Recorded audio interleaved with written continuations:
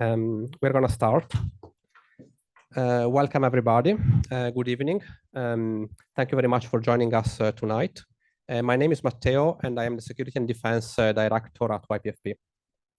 For those of you who are not familiar with YPFP, we are a global membership organization based in Washington, Brussels, and Tokyo, which is committed to develop the next generation of foreign policy leaders. We offer our members opportunity to learn, connect, and engage with experts in the field, as well as with their peers. We also aim to promote diversity, inclusion, and excellence in everything we do. We are very excited to have you tonight for the launch of our NATO series event. Our panel event will be about the challenge of defense innovation. Of course, this is a very relevant topic, given that NATO is focusing more and more on technology, such as artificial intelligence and quantum computing. But it is also a very timely discussion to have, as NATO is launching this year some new initiatives to engage with innovators on both sides of the Atlantic. Before we start, I would like to remark that this is just the beginning of our NATO series. So we have a lineup of events, which is planned until the end of the year. In June, we will launch a workshop on policy writing. And then we will organize, after the summer, a discussion group on the future of security, which will take place shortly after the NATO summit. To conclude, we will also organize the second edition of our YPFP NATO simulation that takes place in November. So stay tuned, and we hope to see you at those events as well. I would like to express our gratitude to the NATO Public Diplomacy Division for their support and sponsorship for this event. Thank you again for joining us tonight. Without further ado, I'm leaving the floor to Marina. Thank you very much.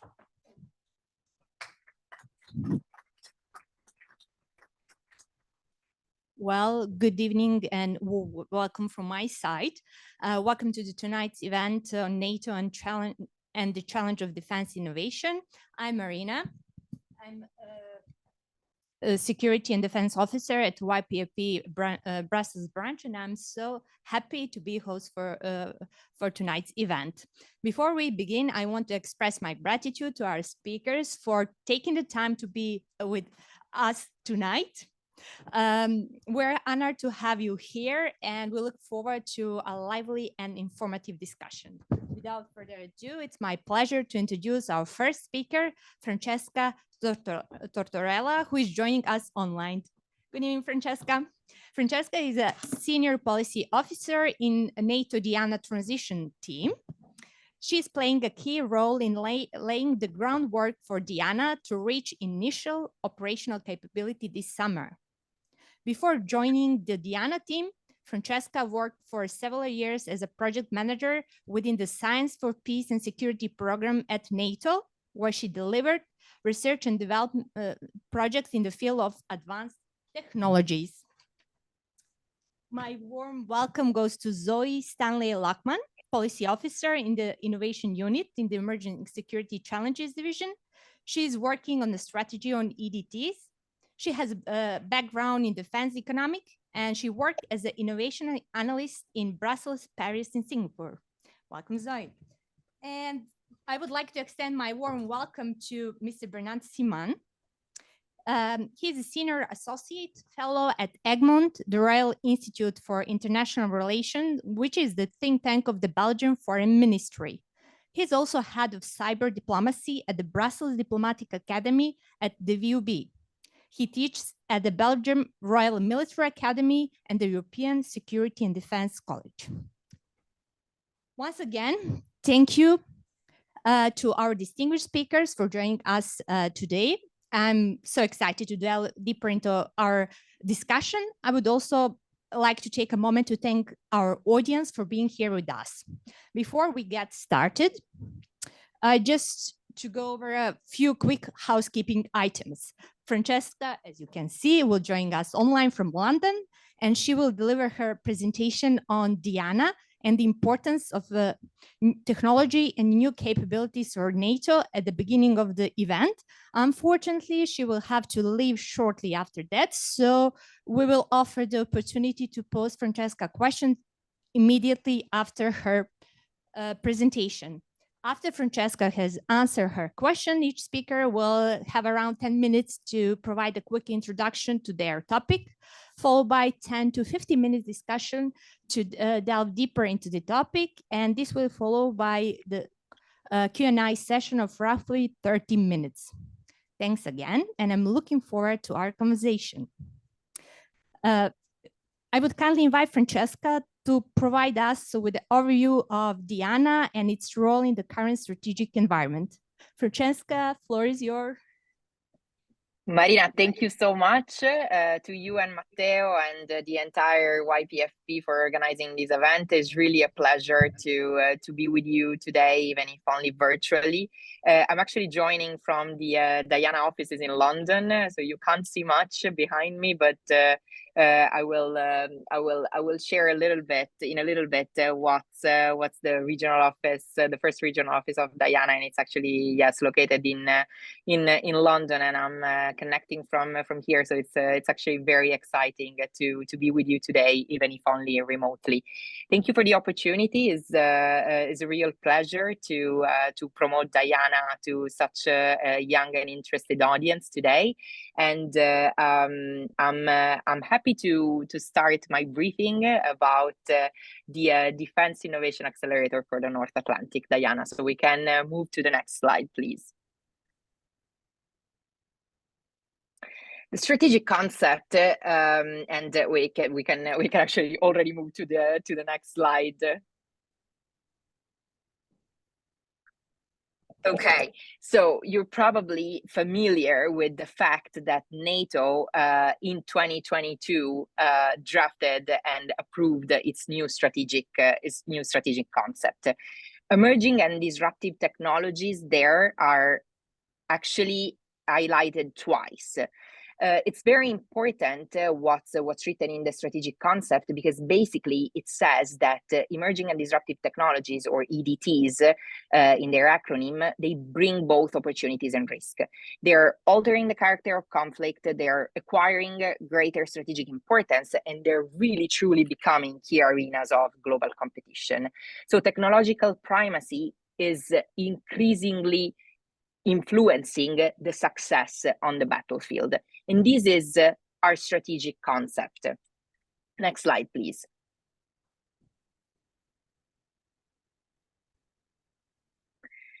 EDTs are transformative technologies that are changing societies. They're breakthrough science and engineering in various economic sectors. They're usually used in combination with one another. So we talk about technological convergence in this regard. They have a physical dimension, so not just digital. We're talking about software meeting hardware, and they have lengthier tech-to-market timelines. You can see the 9 EDTs highlighted at the bottom of the slide, but as Matteo was actually mentioning before, AI is one of them, quantum is another one, and for example, novel materials and manufacturing is another one of the 9. Next slide, please.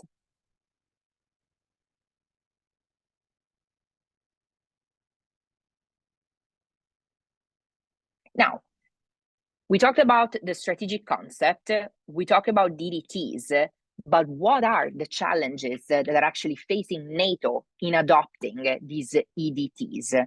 Well, the first thing that is very, very important to mention is that innovation for defense and security is no longer driven by the government. So historically, the innovations that we're very familiar with, such as the GPS or internet, were actually born within the government, within the military. Now it's no longer the case. And this is very, very important to know.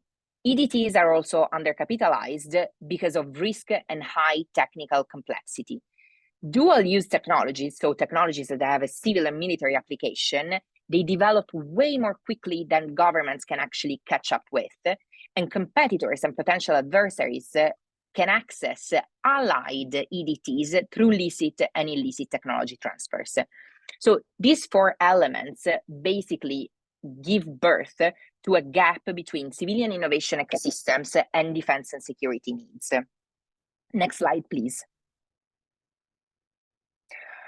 Why is there this gap between defense and security innovators? Well, from innovators, defense is actually viewed as an inaccessible black box. Why? Because companies are really unsure, innovators are really unsure of where to start and who can help. They are not used to work with defense and the military, and they assume that it's just a very, very difficult, bureaucratic, and lengthy process to actually access these systems. So they're very scared by this perception. They think it's going to be very difficult to access the end users. So that basically end users are not going to be able to help in perfecting and improving their solutions. And the resulting problem is that innovators ignore or completely delay entering into the defense and security, losing complete investment interest because commercial revenue streams take off. Next slide, please.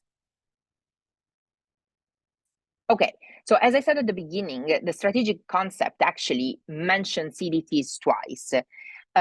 They also, like the strategic concept also mentions EDTs by telling us where we're supposed to go. So the concept basically tells us that the Alliance will promote innovation and increase our investments in EDTs to retain our interoperability and military edge. We will work together to adopt and integrate new technologies, cooperate with the private sector, protect our innovation ecosystems, shape standards, and commit to principle of responsible use. So the strategic concept is actually telling us where we're going. And this is the birth point, one of the birth points of Diana. Next slide, please. And next slide again. So Diana is the Defense Innovation Accelerator for the North Atlantic. Our motto is uniting disruptors to shape a peaceful future. What we want to do based on the strategic context and concept that I just outlined is to, first of all, attract dual-use innovators to find solutions to our critical problems. We want to connect them to our end users for co-development from a very early stage. We want to educate them on working in defense and security, including protecting their technology solutions, because this is really important. And we want to promote market access across. Actually, the slide is a little bit outdated because we're talking about 30 allies, but really we have 31 now. We just welcomed Finland recently, as you all know. So what we want to do is really promote market access across 31 allies. And by doing so, we want to create a transatlantic, trusted, and protected ecosystem. How are we going to do that? Next slide, please. How will we work? Next slide. So what's going to happen within Diana is that every 2 years, allies will agree on a strategic direction. The strategic direction is a founding document that identifies critical defense and security challenges. Based on this strategic direction, Diana will launch challenge programs that will be open to innovators based on the agreed concepts in the strategic direction to propose technological solutions for operational end users. So we're actually, we'll describe a problem that our end users face, and we will call out to innovators to propose a solution. The innovators that will be selected will receive grants and education to perfect their technological solutions by leveraging a transatlantic network of accelerator sites and test centers. And I will go into details of what these accelerators and test centers actually are. Ultimately, the goal of Diana is to make this solution available to allies for integration in their national plans and programs. Next slide, please. Okay, we're talking about affiliated elements now. So basically, what I was saying before is that Diana will leverage existing accelerators and test centers. Let's talk about accelerators first. Next slide, please. What is an accelerator? It's basically an institution that will attract a critical mass of dual-use startups to work on alliance problem sets. So we will try to basically make innovators forget about this perception of defense and security being an inaccessible black box, and actually make it interesting, make it an intriguing opportunity, make it sexy to work for defense and security. We want to connect them to our end users from a very early stage for co-development so that we can ensure interoperability as guided by the strategic concept. And we want to teach them from the very beginning to how to work and how to navigate the defense and security, including giving them the option to basically have their technological solutions protected by us. So what we really want to do is unlocking our innovation potential by leveraging and connecting existing infrastructure across the alliance. What does this mean? We won't be creating new accelerators. We will leverage accelerators that already exist within the alliance. And on top of that, we will basically provide a security and defense curriculum on top of their original curriculum. And we can go to the next slide, which I believe is the footprint. No, so we still have the accelerators program. How will this work? So we envision a program of 1 year, 6+6. The target audience, as I said before, are early stage dual-use startups. Existing national accelerators will be the operators of the acceleration program, and the program will be challenge-driven, merit-based, and will include engagement with end users from the very beginning. We will competitively award grants to these innovators in 2 phases. This means that for the first part, we will have a cohort of up to 20 innovators when we reach full operational capability, and I'll get into what this means. And then for the following phase, we will actually downsize to the most promising ones, to give these most promising ones the opportunity to further perfect these the solution that they're actually providing us. So it's a very competitive and very challenge-driven mechanism. Diana program will be developed by what we call the DX, which is the Diana executive, so the Diana staff, and agreed by allies.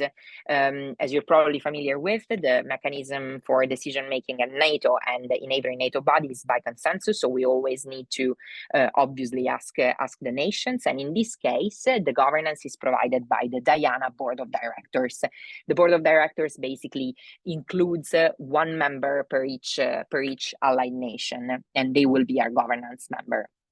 Next slide, please. And this is what I thought that we were showing before, and it's the Diana initial footprint, and it basically lists all the accelerators that we currently have on board. You will see they are we're still missing in the footprint the one on the other side of the pond, so on the other side of the Atlantic. But as you can see, we currently have sites that are really scattered across the alliance on the European side. Next slide, please.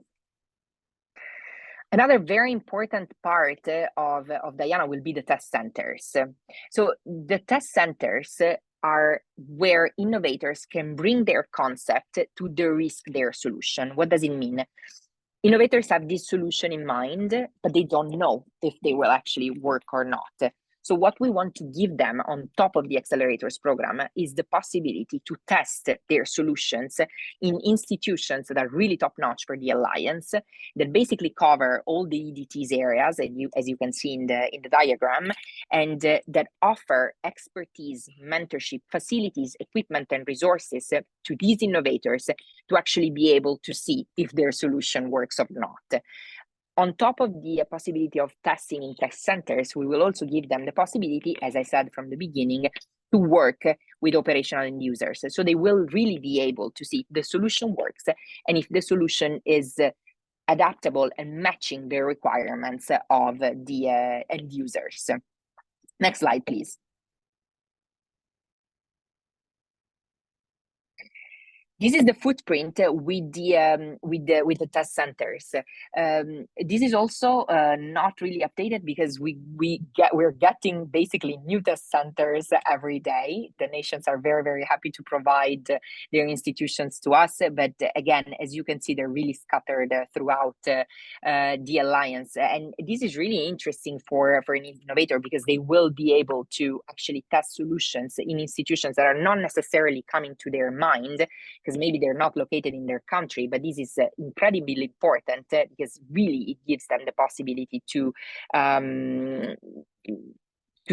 move around and to interact with institutions and mentors and experts that they want to be able to have access to otherwise. Next slide, please. Okay. So initial steps, what were they? You know, it's really difficult to actually lay the groundwork for a new NATO body, and but it's also very interesting and challenging at the same time. So what did we have to do to do that? So the Diana Charter, which is our founding document, was basically approved during the April 2022 Foreign Ministerials and endorsed at the 2022 summit. Our goal was to meet the initial operational capability by mid-2023 and full operational capability by 2025. And I'll go a little bit in detail of what this means in the next slides. But just for you to know, our initial efforts were really focused on implementing the initiative and beginning the initial stand-up. So to actually stand up this new NATO body, what we did was creating a transition team, what we call the Tiger team, what I mean right now, and we basically act as the Diana executive, so the real Diana staff. Can we go back to the slide, please? So just to say that another thing that we needed to do, obviously, in order to start our work was to announce the Diana initial footprint, which includes the locations of the 2 regional offices, the test centers, and the accelerator sites. And what I didn't mention at the beginning is that Diana will have actually 2 regional offices. One is the one here in London, where I'm sitting at, and it's located in the Imperial College, in the innovation hub of the Imperial College in London. The second one will be located in Canada, in Halifax, and will be established at a later date. But as you can see, this is very important for us to basically create the transatlantic spirit that I was referring to, and so to have a NATO body that actually has offices on both sides. We can move to the next slide. Where are we now? So as I mentioned, we want to reach initial operating capability by mid-2023, which is really now. So what we need to do that was to establish our governance structure, which is the board of directors that I mentioned before, and it is now established, working. We just had a meeting of the BOD in Athens this week on Monday and Tuesday. We needed to have a managing director in place, which is the case because Dr. Deep Chana is our managing director and the first Diana employee, and he has started in London a couple of weeks ago. Recruitment campaign for the actual Diana staff had to be launched, and we did it. If you actually check on the NATO website, but also on the Diana website, which is now on, you will be able to see the positions that we're advertising. It's a big recruitment campaign because obviously we're building a NATO body, a new NATO body from scratch. So a lot of people are needed, a lot of different roles, and you're welcome to apply. Actually, if you see anything that that catches your interest and matches with your profile and background. As I was saying before, we needed to have at least one of the 2 regional offices established for supporting the DX, so the staff activities, and we do have one here in London now, and again, you can't see it, but it's actually pretty nice. We needed to have the first accelerator sites established, which we do, and sufficient test centers affiliated in order for our innovators to be able to test and de-risk their solution. Next slide, please.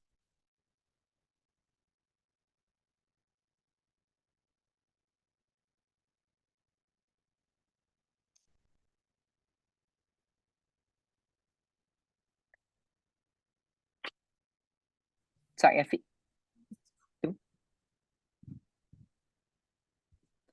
we have some technical issues. okay. Sorry, it's my bad. Oh, it's the last one. Okay, great. Yeah, I was about to say maybe this like concludes my presentation because the last is probably just a thank you. But yes, you probably have many questions, I'm sure, because again, this is a new NATO body that we're creating, and actually now it's on, and I'm sure you probably have a lot of questions. So without taking even more time, and since I will unfortunately need to leave you pretty soon, please. I'm awaiting all of your questions, and again, thank you so much for having me, and I hope this briefing was interesting. Francesca, thank you for this insightful presentation. Now we understand what Diana is and how it works. So, floor is open for your question. Okay, we have a question there. Thank you. Thank you. How is it ensured that the startups that, if I understand correctly, are part of the private sector, that they don't use all these resources and then maybe sell after a year or 5 years to someone who might not be in the alliance? Very interesting question, and a very difficult one also. So it was very difficult to come up with an answer to your questions already inside the Diana transition team. But we decided to basically as Diana, in order to be able to really foster innovation and openness and actually attract the most promising innovators, we needed to be as flexible as possible, and therefore don't take any IPRs or any equity.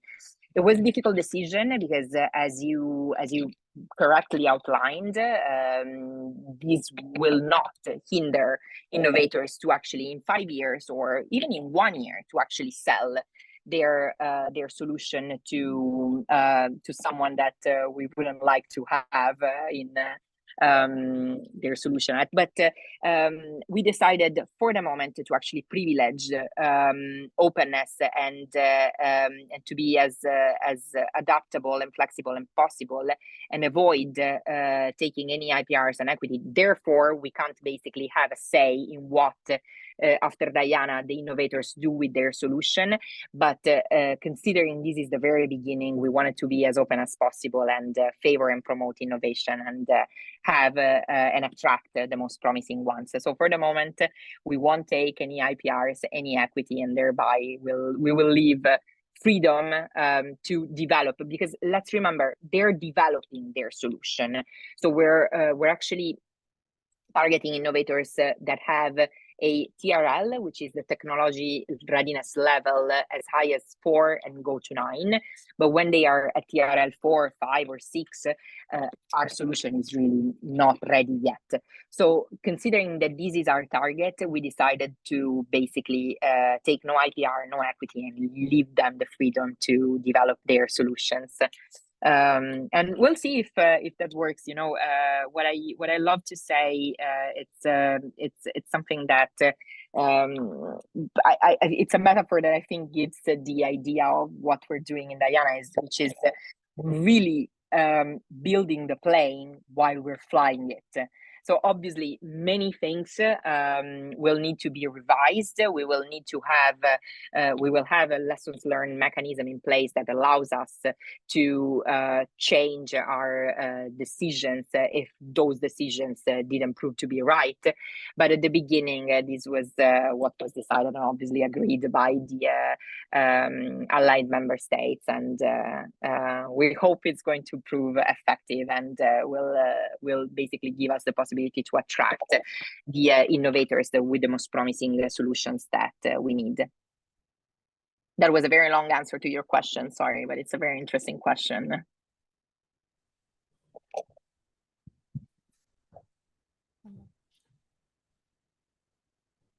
Thank you for that very insightful presentation.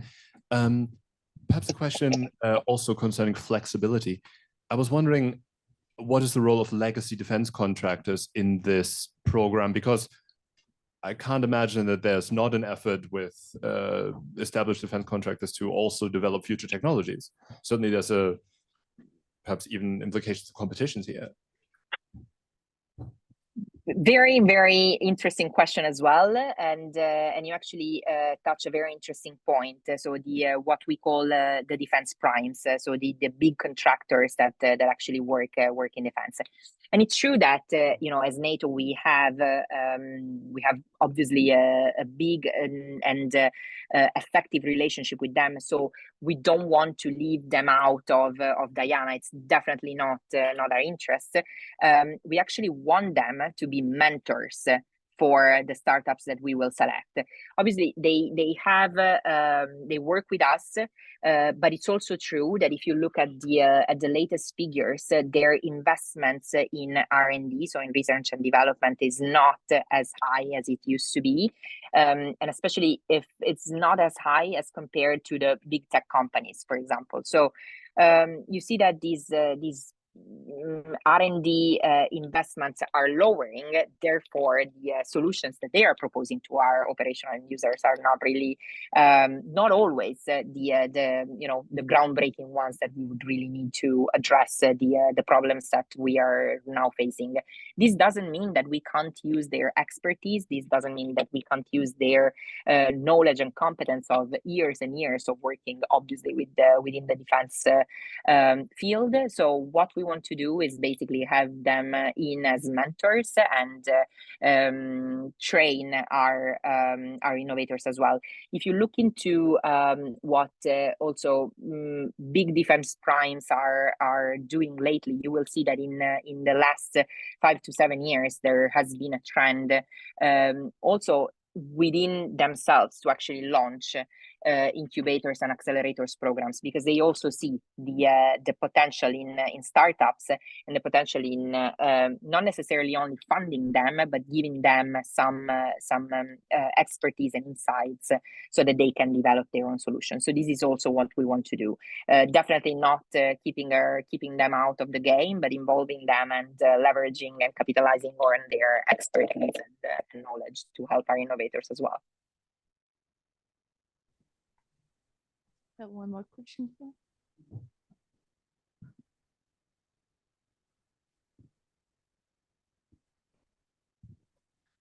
Thank you very much, Mrs. Tortorella, for the presentation. My name is Nico Segers. I'm from the Euro-Atlantic Association of Belgium. My question relates to the following. Within the setup of the Diana project, is there also any support provided to these innovators with regards to security of supply? Because there is, of course, looking at defense economics, there is this cost effectiveness rule in the general makeup of everything in defense innovation. So most likely they will be looking at offshore suppliers, offshore sources also for rare earth minerals or elements like cobalt or silicium, or you name it. And in this sense, is there any support given also to ensure that security of supply?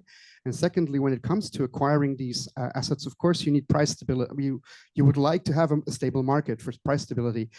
As someone who looks very sharply at things like hybrid and disruptive offensive capabilities, has the Diana project also looked into possible eventualities like market price manipulations or of that of sorts that could upset the overall balance sheet for the innovators? Thank you.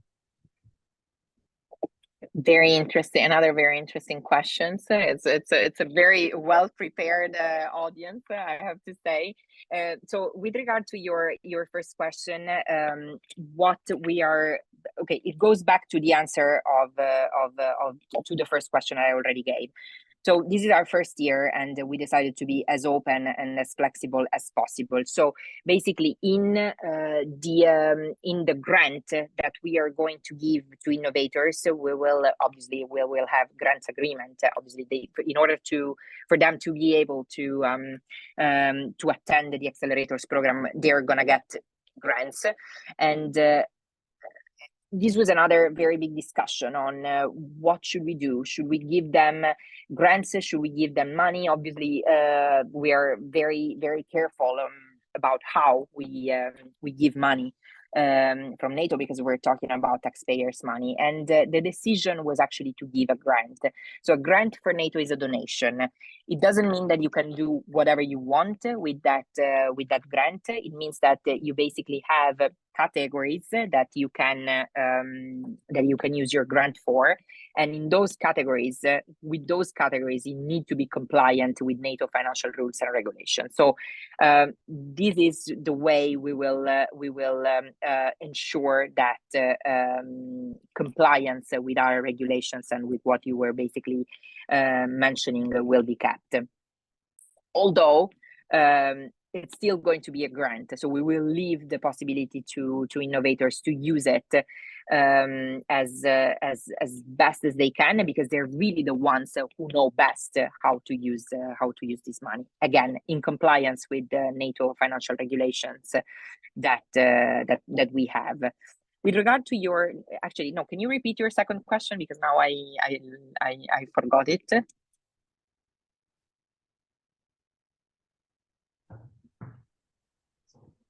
Apologies, I'm creating trouble now with In the meantime, if I may, Franchesca, hey, it's Zoe. Zoe. Maybe just one other element that you could touch on to answer part of this question is about how the mentorship and the education also focuses on sensitizing innovators to a lot of these different challenges. So it's not a kind of a coercive mechanism to address some of these questions, but it's actually, look, if you're a really, really bright researcher and you have an exciting product, but maybe you don't really know how to build a business out of it, then what are the kinds of questions that you need to think about early on in developing your business model to not only be sustainable for success, but also be able to work with both customers in the defense and the civilian markets. And maybe that kind of sensitization aspect kind of fits in here as well. I think that was maybe part of what he was getting at. Definitely. Thank you, Zoe. Thank you. Well, thank you, Franchesca, for this insightful presentation. And I know that our public have more questions, but we're gonna spend some time with other speakers, and I'm sure that there will be more opportunity to invite you for a similar events, because Diana just started to live, so we'll expect good results in the future. Thank you Definitely. again. Oh, I wish you successful work. Thank you, Marina. Thank you so much for having me. And I leave it to Zoe. We work together, so obviously she can also address any other questions that the audience has on Diana. Thank you so much for having me. It was a great pleasure, and looking forward to see you again.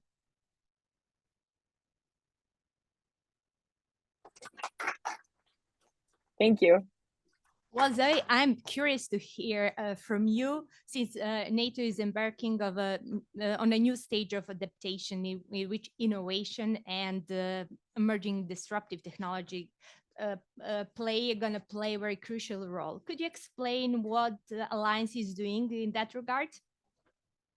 Yeah, absolutely. Thank you so much, Marina, and thank you to YPFP for the invitation to speak tonight. As Franchesca said, we work very, very closely together, and I think that's because when it comes to our approach at NATO to anything related to defense innovation, we see that we just need to change the way that we do business. If we don't change our own ways of working, then, you know, or the kind of cheesy way to say it is, if we don't disrupt ourselves, then we'll just wait for others to disrupt us. And that's an imperative that has really inspired Diana. It's also inspired a few of the aspects of our innovation agenda that I'll introduce to you here today. So what I'll start with is a little bit of a comment on the NATO Innovation Fund, which in many ways is the sister initiative to Diana. And then I'll kind of circle back to some of these questions around our approach to emerging and disruptive technologies, because we look also at how to kind of ready our enterprise within NATO to better address the changes to our strategic environment that Franchesca introduced and that are reflected in our strategic concept.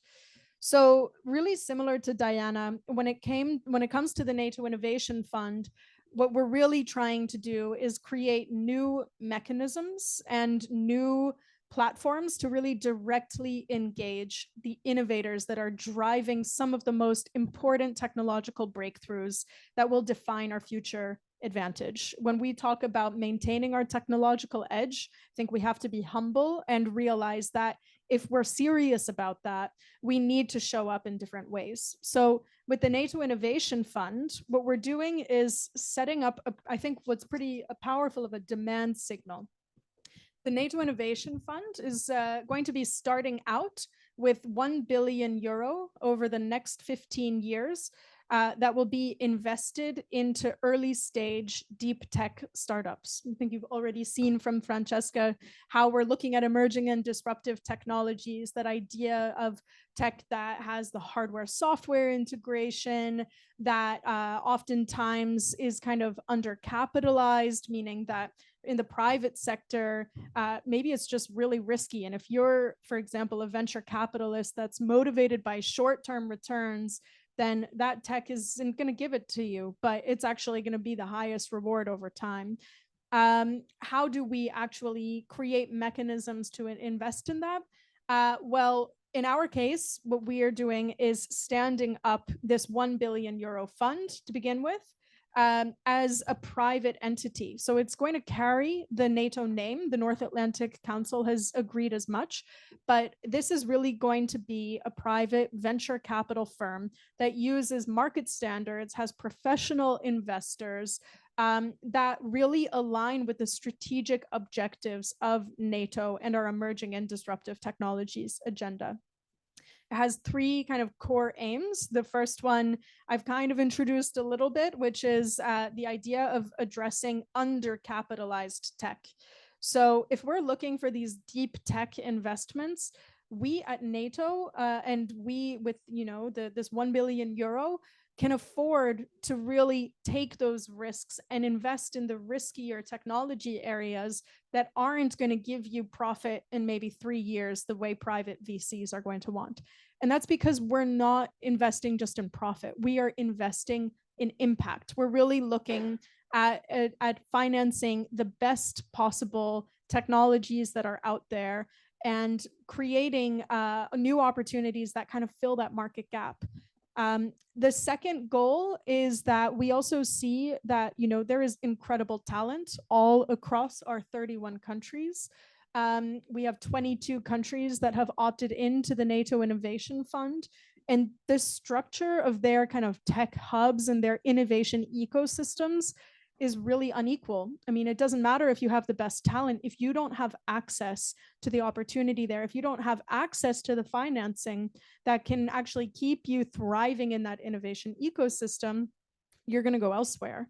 And so what's really important for us is to also address this kind of geographic disparity and really provide opportunities that can be really impactful, but maybe in some of the less suspecting kind of areas.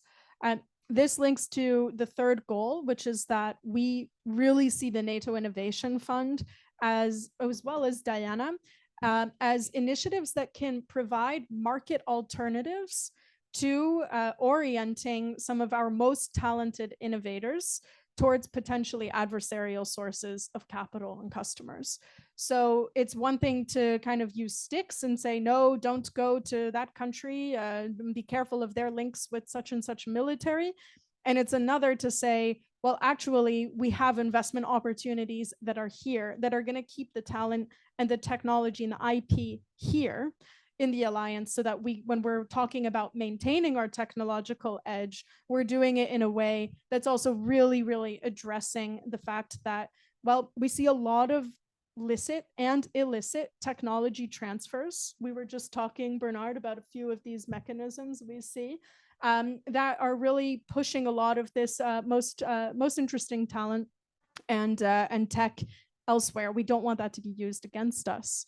So through the NATO Innovation Fund, we're hoping to use this 1 billion euro to crowd in additional capital. We have a huge network, really unparalleled. We have more than 5,000 different scientists across the alliance who can provide technical due diligence for the kinds of investments and help really identify, yeah, you know, that's a promising technology. And that one over there, that looks more like smoke and mirrors. How do we use this network that we have? Again, really leveraging what's out there. We don't need to reinvent the wheel. We just need to create the right kinds of initiatives and platforms to almost federate it all together and take advantage of the fact that our system is really effective and creative because of our decentralization, and really find ways to take advantage of that as an alliance. So I think both Diana and the fund, I mean, I've mentioned already that these are sister initiatives. It's worth me highlighting that they are being set up differently. So I've already mentioned the fund is being established as a private entity. There are 22 allies that are going to be investing into it. So not all 31, it's a kind of an opt-in initiative. Diana, as Franchesca has said, is a NATO body. It's part of NATO. All 31 allies are part of it. But what it really means is that, you know, if you're a startup that's going through Diana, well, the NATO Innovation Fund's probably going to take a look at you because, you know, we share the same objectives. You might actually be an interesting kind of candidate for investment from the fund. And at the same time, we can think about some links about how to create and encourage product market fit between these two initiatives. So keeping them close is really important, even if their governance is really completely separate. So Marina, you also asked a little bit about some of the tech work that we do. I figured maybe I would just give a really high-level introduction, and then I'm really happy to talk about any of the tech areas in a bit more detail. But maybe just let me give you a sense of how we approach our categories of emerging and disruptive technologies. We see that they're really different from, for example, many of the ones that defense primes are used to developing and have been kind of the market incumbents for decades to focus on. We've talked now about kind of this idea of engaging the non-traditional parts of the ecosystem. I think for us, where this starts for a lot of these technologies is also doing so on the basis of our shared values. For us at NATO, this is absolutely essential. You can see in the public summaries of our strategy documents about different and emerging and disruptive technologies online that we really place a core emphasis on principles of responsible use. So we have them for artificial intelligence. They also apply for AI-enabled autonomous systems.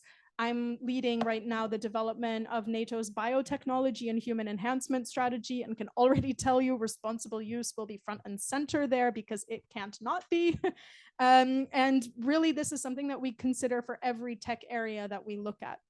And that's not only because we need to make sure that tech is going to reflect our shared values, that will uphold our commitments to international law, but also because we need to establish trust with the innovator communities.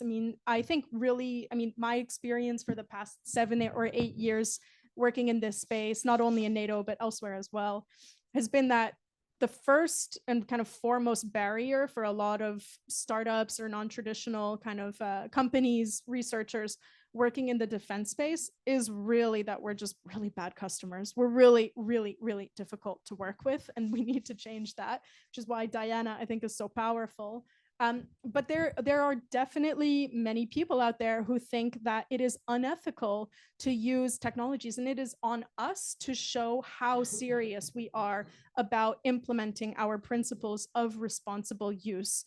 Because if we don't ensure the kind of focus on our values, on legal commitments, if we don't find ways to shape international norms that are going to keep our safety and stability front and center, then we're really missing out on opportunities to govern this technology effectively. I'm saying already too much, so if you have questions about this, I'm happy to talk about how exactly we're doing this for AI. The spoiler alert here is we're developing a standard for it right now, and it's really exciting work I'm passionate about. But just to maybe kind of go over the two other main pillars that we always address with any of our emerging and disruptive tech areas. We really look at it from this standpoint of how do we foster development and adoption, and how do we also focus on protecting and safeguarding our forces, our technologies against misuse, but also protecting our innovation ecosystems. We have to make sure that they're going to be resilient. And that means not only investing in the strengths, but it means kind of, again, back to that theme of safeguarding against some of those potentially adversarial investments, creating an allied capital community that can really address how to do this in more of a collaborative fashion. So I think when it comes to those areas, we're really focused on how to integrate each of these technology areas into our existing capabilities, how to kind of respect the paradigm shift that comes with a lot of them. I mean, maybe just one last example, when I was developing our work on autonomy and doing all the consultations that you have to do when you're developing a strategy document, I remember someone saying to me, your timelines are not strategic because you're focused on what to do in the next 3 to 5 years, but our planning processes focus on 20 years. So short term is 0 to 6, medium term is 7 to 19 years, and long term is 20 plus. And I can tell you, I mean, I feel like we've already lived through 5 generative AI revolutions like in the past weeks. If we think that strategic kind of thinking means working on our traditional timelines, we're not going to be able to foster development and adoption. So having those new mechanisms to really kind of shake ourselves up is the only way that we're going to become those better customers and better partners in this effort. And on the protect side, we're really looking into how to kind of align different perspectives. I think the fund and Diana are the most concrete manifestations of how to do this, because we also need to see how some of this is a collective commitment, even though many of the tools to address this are really a national responsibility. If we think about how regulations around investment screening and export controls, those are national obligations, but that doesn't prevent us from coming together and figuring out how we can kind of consult, align, and then before you go to some other international forum, before you go into some other kind of regulatory body, at least know what the other allies are working on too. We want to do this between all allies. A lot of our work, we really try to incorporate the kind of private sector, civil society, academia, other international organizations as much as we can. And with that, it's really kind of a fun job. And it's nice to get to speak to audiences like this, because we want our work to also be really participatory and hear what's exciting and interesting to you. So with that, I will pause, but I'm really excited for your questions and for the engagement afterwards. So yeah, thank you so much, Marina, for the opportunity, and back over to you. Thank you, Zoe, and good luck with changing mindset of traditional defense planner. Now, Mr. Bernard, there's no innovation without investment. And in your recently published article for Egmont, you state governments must abandon the notion that investing in military and security-related R&D can remain a static figure. These R&D budgets are an integral part of the resilience of the state, society, and economy. Could you please elaborate on this position, because it fits really nicely in what we have heard so far? Well, I'm very grateful for Zoe, because you said the scene beautifully. So I will start by highlighting the context, why we're talking about this in the first place. And that is because for the first time in a very long time, national security, innovation, and military superiority are now a triangle linked by IP. That is fundamentally what we are talking about. If we, as Zoe rightly said, if we don't protect our IP, or if we neglect to stay ahead of the threats that are evolving continuously, both in terms of countering those threats, but also in terms of getting on the front foot, then we will fall behind exponentially rather than gradually. And so it is absolutely essential to realize this context. And I'm not really sure that coming from the multinational, multilateral level to the national level, that national governments are yet fully cognizant of this particular very crucial linkage between innovation, national security, and military superiority. The issue of defense spending and defense investment on defense and security R&D is or should be not viewed in the political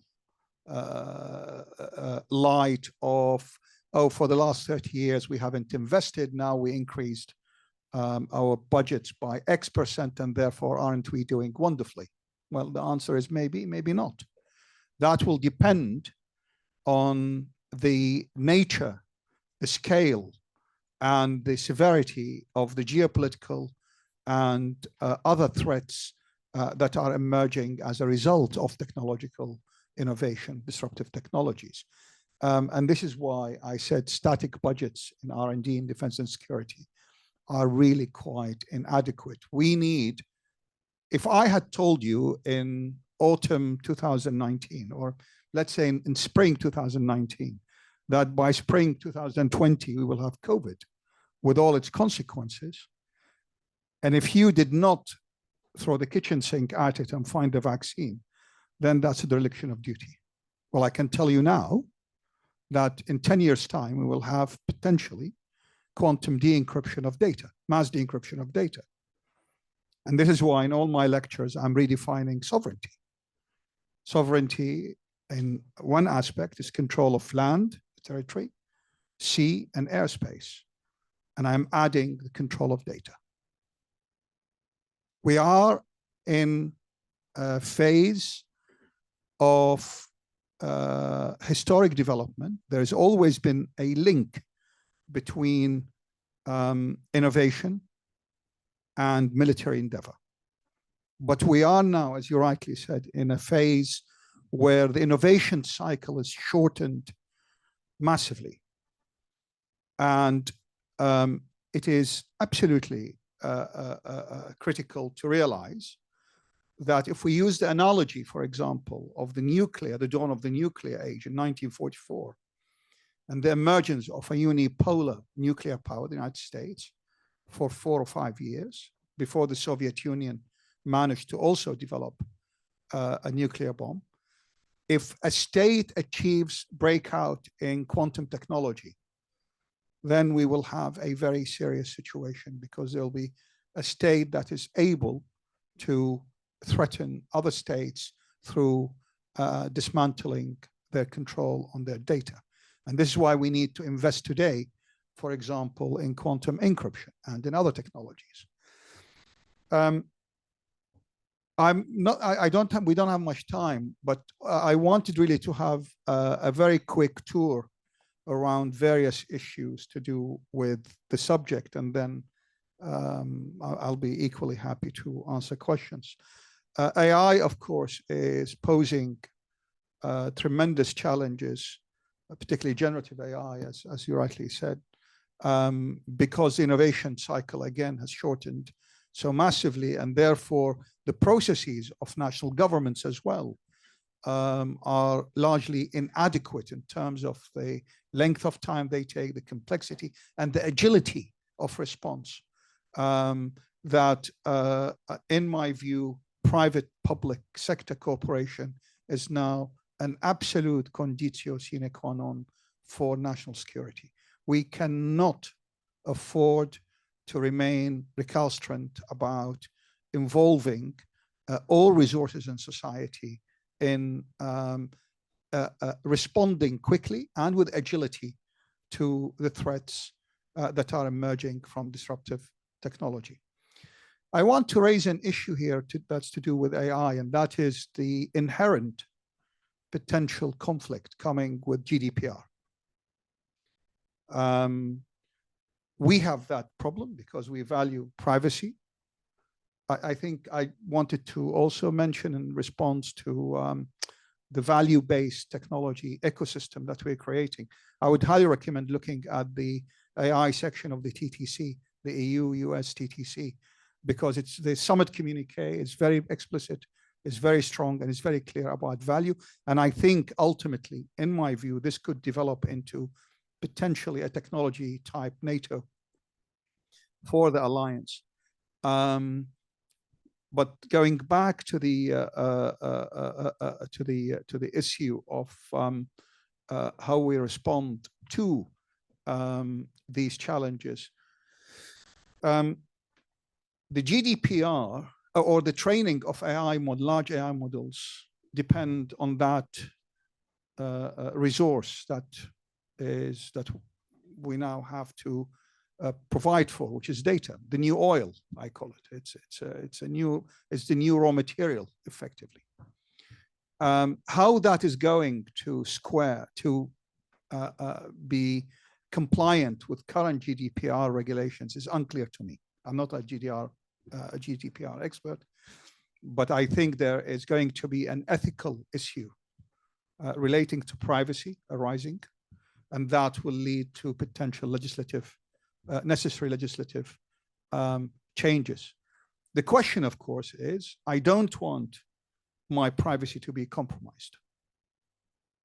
But the Chinese don't have qualms about training their AI models on very large data systems. And then they will come back at me and steal my privacy anyway, potentially. And it is achieving that balance of where do I draw the line between allowing allowing my data to be used to train AI systems in the public interest, and where I want to protect myself from intrusions from actors who may not follow the same value system, is going to be, I think, a very tricky question. And I'm not really sure at national levels, at any rate, that this is an issue that has percolated to the level where there is first a political debate and secondly a social debate. I think we will have to have a social and political debate on these changes in order to create the legitimacy necessary for the new era in which disruptive technologies will determine also some legislative frameworks. I'm responsible for hybrid warfare and hybrid threats, and I teach the subject as well to the military. And what keeps me awake at night is the threat to IP through market operations. It's one thing when an investor comes with a T-shirt saying, I am from state X.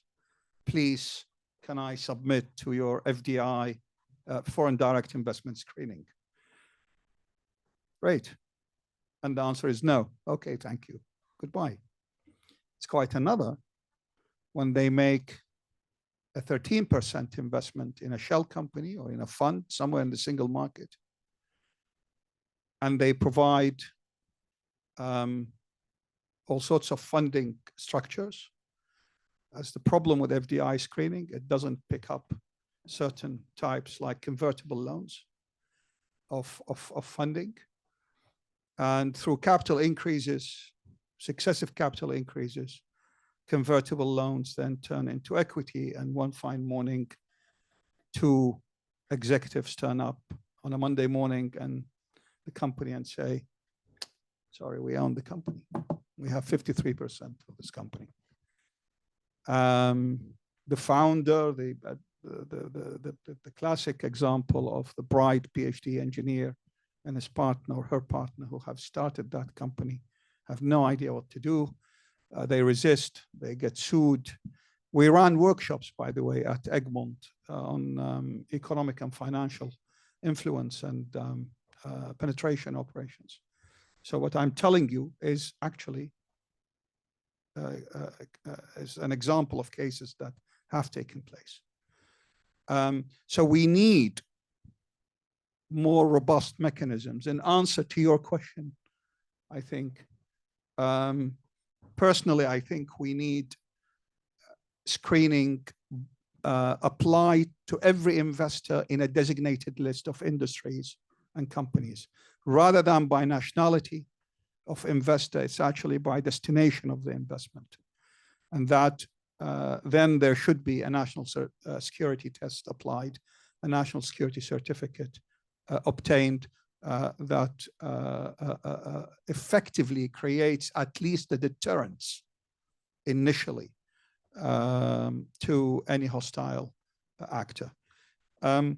One other element that we also discussed earlier, I think the Innovation Fund as a private entity will encourage also other private investors to come in. Now, if you talk to the compliance officers and the fund managers in funding institutions, they will tell you dual use. Is that defense? Oh, killing people? Well, that is not ESG compliant.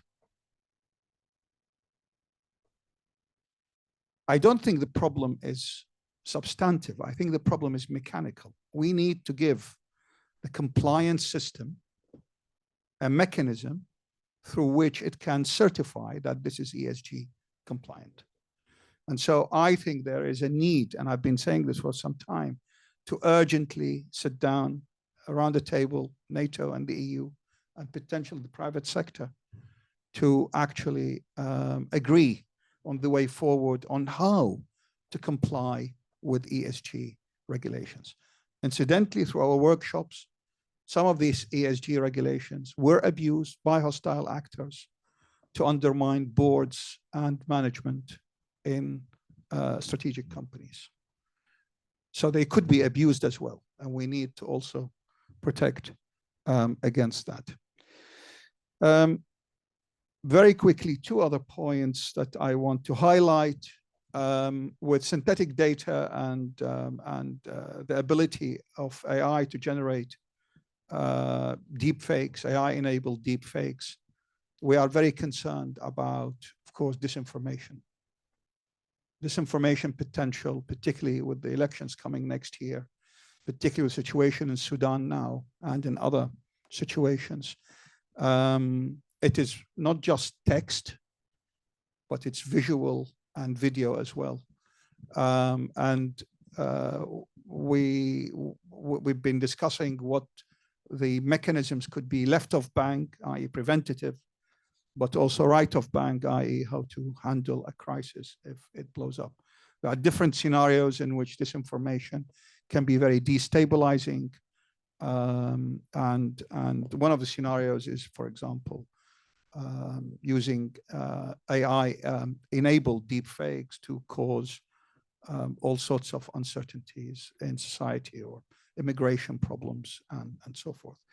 The last point is that I don't think any of the participants in the national political processes, and I use my words carefully, I didn't say political parties, but society as a whole has not yet started to discuss the domestic political implications of disruptive technologies, unemployment, rise in employment, reforming the pension system, reforming the tax system, and the way in which increased defense spending will have to be balanced with other domestic priorities.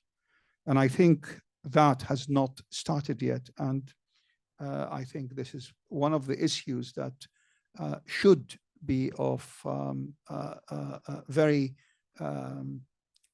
that should be urgently looked at in all the political manifestos of the political parties for next year, particularly for the European elections. Thank you. Thank you, Bernard. Thank you, Zoe. I'm sure that you inspired a lot of questions. So floor is open. We can take a round of couple of questions, then back to our, yeah. Yeah, could you please just introduce yourself? Yeah, good evening. Leif Niendorf, German by nationality, studying in Denmark. Happy to have listened to you. It was very interesting. Thanks you for that. Currently, yeah, I said I'm studying Denmark, writing my bachelor thesis, also in the realm of European defense. So I have a question for you, Ms. Zoe Stanley-Lockman. You mentioned the NATO Innovation Fund, you mentioned Diana. On the other side, within the European Union, there is Haiti, which just came up last year. There is PESCO, which is depending on a project, doing research and development. And there is the European Defense Fund. I would be interested to hear how you at NATO look at that, and specifically about how France, as a nation that really pushes for European strategic autonomy, also in terms of technology, how much France contributes to the efforts that NATO makes. Thank you.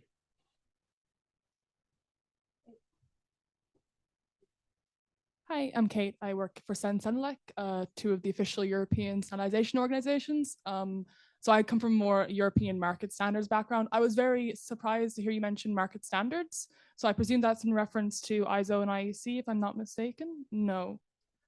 But I was curious as to if for dual use products like AI, standardization has become a big topic in those areas, especially at the international level and the geopolitical considerations, as most of market standards in some emerging technologies are dominated by Chinese companies. Is that something that NATO takes into account when looking at, say, their own standardization processes? And yeah, that was my main question.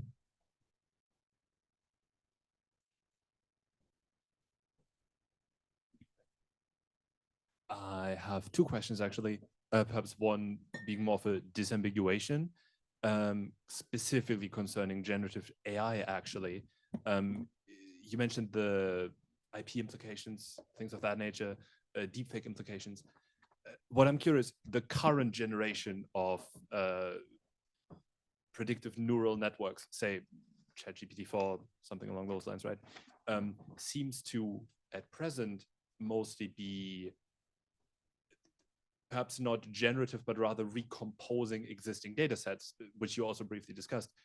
What I'm wondering is the IP implications for such arrangements, to perhaps a layman's eyes, seem fairly settled, because like the origin of the content that is being remixed here at least is knowable.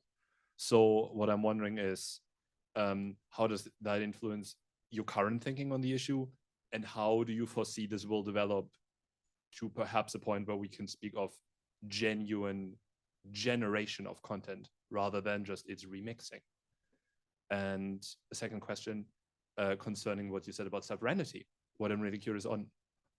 So if control over data is an aspect of that, say something like quantum decryption, if that is achieved by a private actor, which at present seems likely, I am aware of, I want to say Google's efforts on building such a machine, that would all of a sudden give at least a portion of sovereignty in perhaps a relatively classical sense to a private entity, to a non-state entity.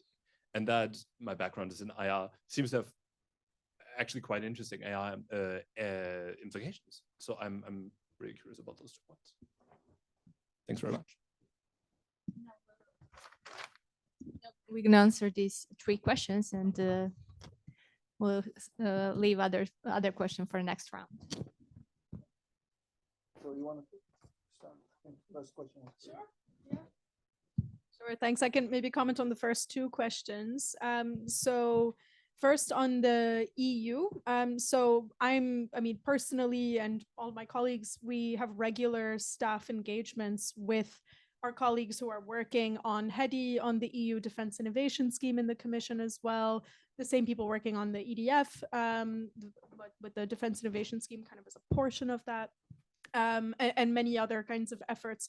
Also, if we're talking about investing, the EIB, the EIC, also the EIF. I mean, lots and lots of different stakeholders. But I think for me, one of, at least just speaking personally, one of my key takeaways from this is that we have really complementary approaches by targeting different parts of technology ecosystems and also technology readiness levels. So for example, maybe I can try to string together like one single example. Okay, so imagine you are a startup. You have somehow found your way as part of a cap tech inside of the European Defense Agency. Maybe the NATO Innovation Fund is kind of looking at you via that affiliation as a possible company to invest in. Now let's fast forward a little bit. Maybe you've gotten some kind of Horizon funding or some of the EDF kind of research and development financing for your like really early stage technology. I mean, Diana's not going to look at you until you basically have a minimum viable product. So maybe you kind of start your development using some of the incredible EU financing that is absolutely crucial for basic research. And then by the time you're thinking about applications, you go through the Diana Accelerator. And then, by the way, you want customers at the end of it. The EDF will provide one possible pathway of what those opportunities could look like. So I think if we look at the really kind of practical level, we can imagine all of these kinds of complementarities, especially because a lot of the kind of core of Diana's accelerator are going to be focused on that kind of TRL, probably 3 to 7 level, or let's say 4 to 7 level. So from a minimum viable product up till like the point where you're thinking about systems integration. And then I think on the other point, I mean, so I've already mentioned that there are 22 countries that are part of the NATO Innovation Fund. France is not one of them, so that it's every nation had the choice. Do they want to be part of it or not? What it means is that companies that are based in France will not be eligible for investments by the NATO Innovation Fund. The same is true of the other allies that have also not opted in. And that's fine. It's a national choice. On the standards front, so you've mentioned ISO and IEEE. You know, maybe I can give another example here. We have so NATO itself is also a standardization organization. Our approach when it comes to standards for dual use technologies is, you know, go and look at what's out there first. So again, kind of, we don't need to reinvent the wheel. Is there something that works in kind of these civilian driven sectors? I think it's also absolutely crucial that we take as much as is as much as is appropriate from the civilian approaches, because you know, again, imagine you're a startup and you have to choose between your massive civilian markets and the smaller defense market. Do you want to have to develop 2 different products that are compliant with 2 different standards? Like, that's actually a wedge that we don't want to create. So it's really crucial that we do as much as we can to align with what's already out there. I mean, of course, the caveat there is as is appropriate. So I think that's an area that's on kind of a case-by-case basis, where technical experts would be able to see, you know, what are some of the, you know, are there, I don't know, some kind of market influence operations also affecting standards, especially if we're talking about socio-technical standards. For example, if you look at some of the standards around trust and governance, you might especially see it being the case. So, and maybe just to briefly kind of pivot then to what we're doing. So NATO has its really traditional approach to standards. In this more socio-technical space, we are developing our own responsible AI certification standard. And so the idea is to, again, like, take what you can from what's out there. That includes the IEEE 7000 series on values-based engineering, for instance. But then how do you tweak that to also be appropriate for the defense context? Some of the principles and the values that we're importing, we have to think about in different ways, because we want to avoid kind of unintended harm, but that's going to be very different from talking about beneficence of a technology, for instance. Taking that into our own context also means having our opportunity to shape it. And do as much alignment as is manageable from there. So I hope that answers the question. Thank you, sir. Bernard, do you add something? If you Yes. can. The concern really on, for example, deep fake is the abuse of the technology, not technology. So, well, the technology, if the technology, in whichever form AI may be, enables an actor to create credible deep fakes, then we have a problem. That is the issue. And of course, the other issue, you know it better than I'll ever do. The AI is developing so rapidly that the enabling elements for malign actors are both getting more accessible and cheaper. On sovereignty, I did not mean to say the private actors will have sovereignty because they will be able to de-encrypt data. I'm saying that states will be compromised, sovereignty of states will be compromised if other actors, particularly states in particular, would say, we're not going to nuke you, but we're going to disable your data. That's it. Yeah. So that was the point. The problem with non-state actors is quite separate, and you are right to raise the issue, but it's an entirely different subject. The role of non-state actors in the emerging geopolitical order is actually a very big issue. In hybrid threats and hybrid warfare, the ability to attain deniability and strategic ambiguity becomes extremely critical.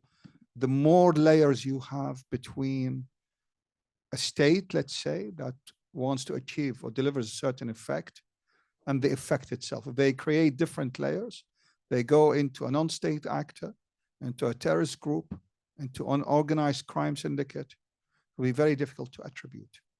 And then what do you do when you want to respond? Thank you, Bernard. We'll collect a couple more questions, but very short. So I would kindly ask you to keep your remarks short because we are running out of time. Hi, everyone. Thank you. Thank you, YPFP, for organizing the event. Thank you to the speakers. My name is Sofia, and I am project officer at European Commission. I work more in the field of migration and asylum, not so much security and defense, but it's related, of course. So I have two questions for Zoe and one for Bernard, if that's okay. I'm going to try to be very, very quick, as I know you're tired. In 40 minutes. Okay. So you better be very quick. Extremely quick. So maybe I will start with yours. Style, really quick. Oh, no. My briefing is brief. So actually for Bernard, this is very short and straightforward. Seeing what we have discussed today in AI, and also from a consumer perspective of what we usually see on the news, would you consider that in some of the private investors or big private market players in the AI business, this concern that is coming up that they have with the AI advancements and this sort of speech on we should be responsible, let's all advocate a bit to slow down in some of the aspects of AI development that might be dangerous for the users and even governments. Do you consider this is actually a bit of a marketing strategy, or there is a genuine concern from the private sector? Or are they just playing the responsible user in order to acquire more credibility in the market? And now for Zoe, it would be, so I understand that from these sort of entities, this in private sector, these startups that are getting the funding, that are receiving these grants, the results are owned by NATO or the companies themselves. And also if the NATO eventually decides that they want to scale up a certain idea, but these startups don't have the capacity, the increase in funding, is it for the these companies to develop, to hire more personnel, to get more materials, whatever they need to increase it, or NATO has considered the possibility to internalize that knowledge and build its own internal capacity to escalate this technology? And also the second question for you was that I think you kind of answered it to someone a few minutes ago, but I was going to ask, how is it that you ensure that member states kind of agree on what are the strategic priorities for all this funding? So I understand that there is an opt-out option. So the NATO members that don't want to invest on a certain innovation topic, they can opt to do so. However, if then there is development in 2-3 years time in a certain technology that they figure out they actually want to use, can they do that? So that's it, sorry. No, we're running out of time, but we are, yeah.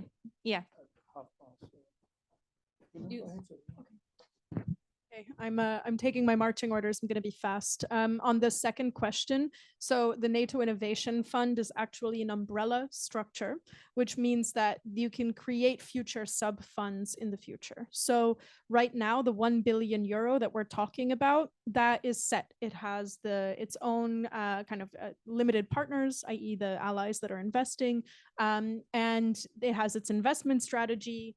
That money is basically going to be earmarked according to that investment strategy. If, for example, there's a group of countries, and maybe it's a different group of countries, including, by the way, partner nations that aren't part of NATO, decide we actually care specifically about this tech vertical or specifically about this region or whatever it is, then they can use this mechanism, this legal structure that we're currently establishing to create future sub-funds. So that is in place. That will absolutely be possible. I'm really excited to see how that happens in the future. And then on, I've already forgotten your first question. Just can you give me a quick trigger? About how do you escalate these technologies that you're investing in if you want them and if you plan on internalizing them? Right. Definitely not internalizing. The fund will be able to do follow-on rounds. So the fund will take equity, can continue to do so in future rounds, starting with kind of pre-seed to Series A, can continue. Diana, which is the formal NATO part, not taking IP, won't be doing that in-house. It's about how to give the tools to these innovators, these startups to do so themselves.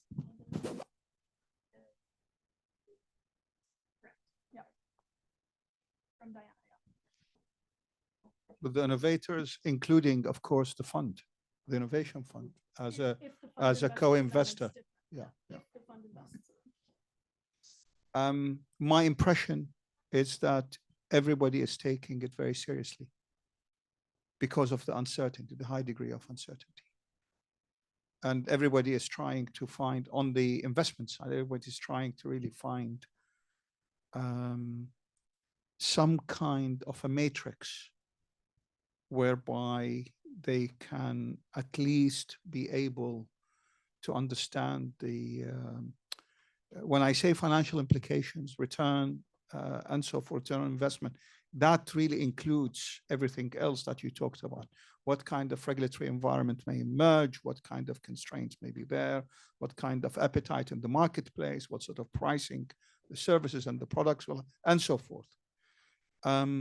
And it is, I think what the union has done, you coming from the Commission, is very pioneering, which is to create the first regulatory framework for AI. I think the discussions now in Parliament are around the amendments, certain amendments that have been, that are crucial, in fact, to the functioning of that. So this is excellent. I think it will be the first in the world, and it will be a benchmark. My concern is that by the time it comes to the market, we will be in a completely different environment yet again. And this is really my point. I think there is going to be many holy cows that will need to be perhaps looked at again, including GDPR, as I said. You know, these things we put on pedestals for so long, and we have debated for so long, we consider them such pillars of our regulatory framework, may well come under pressure because of that. The problem is in maintaining the stream of investment that will enable agility and continued innovation at a pace from a defense and security perspective that outstrips our adversaries. Commercial side is one thing, but again, you have the defense and security elements. And this is why, for example, what NATO is doing is really extremely necessary, fundamentally necessary for the security and defense of all of us, of the alliance. Because if NATO says this is a technology that we have due diligenced and that we think has a future, I think there will be many private investors who would say, yes, we'll take a bet on that. But we need to help them, as I said, on the ESG side. Thank you. Well, thank you to our speakers. Bernard, I know that you need to go. It was a pleasure to have you here as a speaker. Zoe, thank you for insightful interventions. And we have a light networking reception, so you have a time to ask Zoe if you have some questions. And for a future, YPFP is very busy. On 16th of May, we're taking part in the Conversation Unscripted, an event hosted by Microsoft in Brussels on technology and gender equality. We will host a panel discussion on protecting and promoting gender equality in Europe. Then on 24th of May, we invite you to join us at the European Parliament. We will meet members of the Parliament to discuss how to protect the European elections from foreign interference in 2024. Of course, technology innovation has a large role to play in this. Well, for registration, keep an eye on our social media and newsletters. And before we go, I would just kindly ask you to fill in survey that you see on a screen. That would mean us very much. And enjoy this reception until 9 p.m. Thank you.